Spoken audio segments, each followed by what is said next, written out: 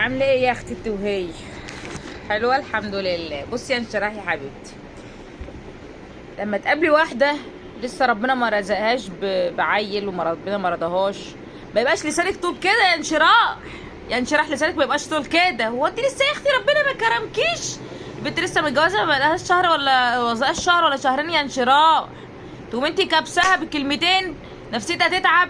ماشي دي هنعديها عشان انت لسه بدري لسه صغيره، انما الناس اللي لسه بالها شويه ربنا بيرزق. اطلع ربنا بسلم يا انشراح.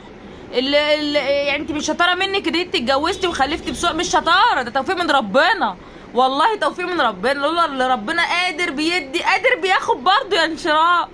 يا انشراح عيب عليك، عيب عليكي. سيبي الناس في حالها، لان سؤالك ده بيتعب نفسيه اللي قدامك، بيخليه يزعل. مش شطاره بقى.